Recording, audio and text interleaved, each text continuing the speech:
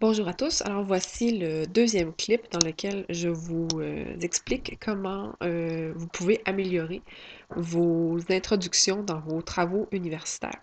Alors voici. Je me réfère au document qui est sur Claroline, dans lequel j'ai marqué, selon moi, les 5 éléments essentiels à une bonne intro universitaire. Et donc, vous pouvez me suivre en lisant ce document-là, qui est donc sur Caroline. Alors, la première partie d'une introduction dans un travail universitaire, c'est l'amorce.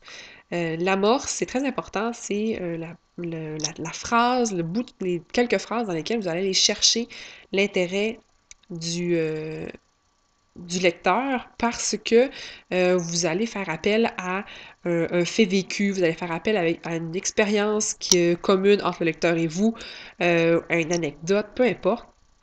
Et donc, par ça, vous allez aller le stimuler, aller le chercher, aller piquer sa curiosité pour qu'il ait envie de vous lire. Euh, qui n'a pas vécu telle chose? Est-ce que...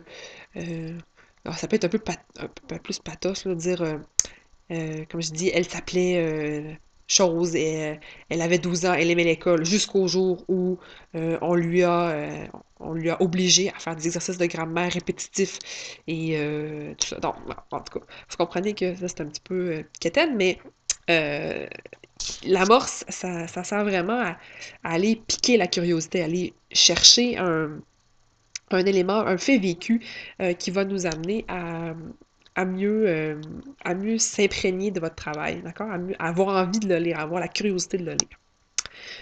Une fois que c'est fait, une fois que vous avez mis ça sur la table, c'est important que vous nous parliez du sujet de votre travail. Ça, c'est une phrase, c'est très simple, c'est droit au but, dans laquelle vous nous rappelez, vous nous dites quelle est la thèse, quel est le sujet de votre travail. Je me réfère à au travail numéro 1, par exemple. La phrase d'énonciation du sujet aurait dû tenir compte des éléments qui étaient voici, bon, pas voici, mais en tout cas, un travail qui présente des stratégies en lecture et en écriture, donc pour aider nos élèves à apprendre à lire et à écrire, et qui se base sur l'éthique dans la classe, donc qui fait appel aux TIC dans la classe de français. Donc les éléments, tous les éléments de la question doivent se retrouver dans une même phrase, qui est la phrase énonciatrice du sujet. Par la suite, on doit expliquer la problématique de notre sujet. Et là, le mot problématique, il est essentiel. En éducation, des problématiques, il y en a une tonne. C'est pas un problème, c'est pas... c'est une situation qui n'a pas vraiment de solution idéale, le décrochage scolaire, par exemple, la formation des enseignants, l'organisation scolaire. En tout cas, il y en a plein des problématiques dans l'éducation. C'est des situations qui sont complexes, dont on peut parler pendant longtemps. Mais votre travail, souvent, il fait appel à une de ces problématiques-là. Et vous devez l'expliquer. Vous devez montrer en quoi est-ce que c'est une problématique, en quoi est-ce qu'il n'y a pas de solution simple à ça. Est-ce qu'il y a un problème? Est-ce qu'on peut le régler? Comment on a pu le faire auparavant? Comment est-ce on voit le problème maintenant? Ça peut être un topo historique. En tout cas, il y a plein de façons de le faire. Mais il faut bien prendre le temps d'expliquer la problématique. C'est probablement la partie la plus importante de votre travail. C'est là qu'on voit, qu'on comprend, que vous comprenez ce dont vous parlez. Alors, c'est vraiment très important de mettre beaucoup d'ardeur là-dessus. Et je ne saurais vous dire que dans la partie grammaire de la DADD, le travail 2 que vous avez à faire, mais il faut expliquer la problématique de l'enseignement de la grammaire.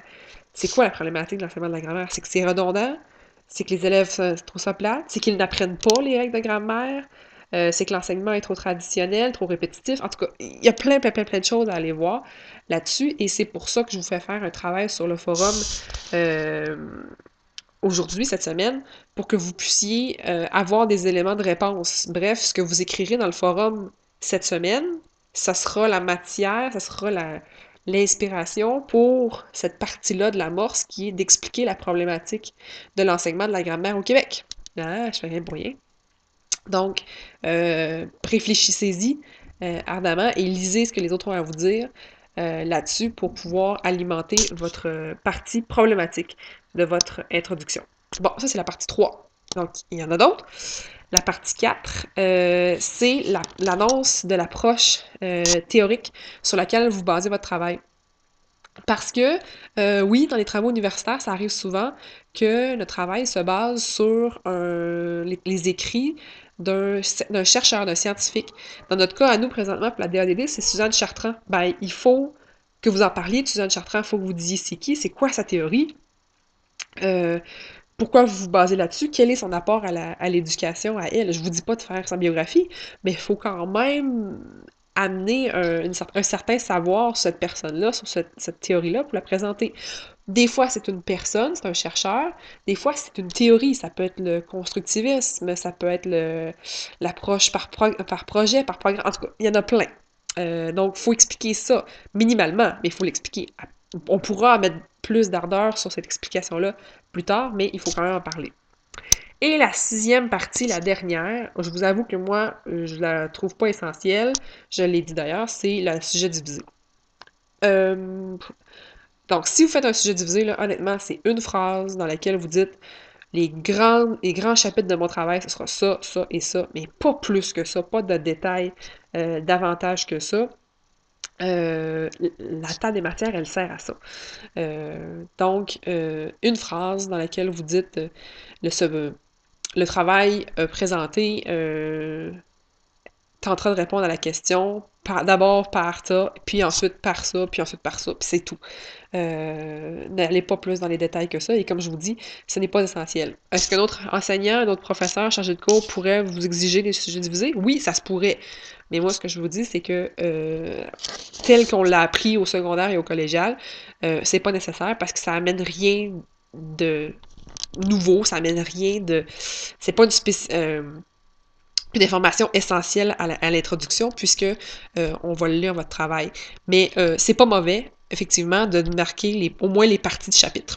Ça, j'ai rien contre ça du tout, mais faut pas que ça prenne la moitié de votre introduction. C'est pas ça, une introduction, c'est pas un sujet divisé. J'espère qu'on me comprend bien là-dessus. Ben alors voilà, c'était en 7 minutes à peu près, mon topo sur comment améliorer, comment rédiger des meilleures introductions dans vos travaux universitaires. Je m'imagine que ça sera utile pour le prochain travail, mais aussi dans vos autres cours et que vos autres professeurs seront émerveillés par la qualité accrue de vos introductions dorénavant dans vos travaux universitaires. Euh, Façon de faire, d'ailleurs, je dois l'avouer, qui se rapproche de ce qu'on fait à la maîtrise. Je pense que c'est Mike Michael qui disait ça au dernier cours. Oui, Michael, t'as raison.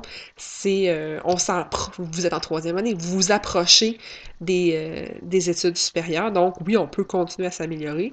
Et ce que je vous propose comme modèle, ça ressemble davantage à ce qu'on fait à la maîtrise, quoique ça ne soit qu'une infime partie. À la maîtrise, les introductions de travaux, ça peut être plusieurs pages. Alors voilà, c'est un petit résumé. J'espère que ça vous sera utile dès la DADD et on se revoit dans un prochain vidéo.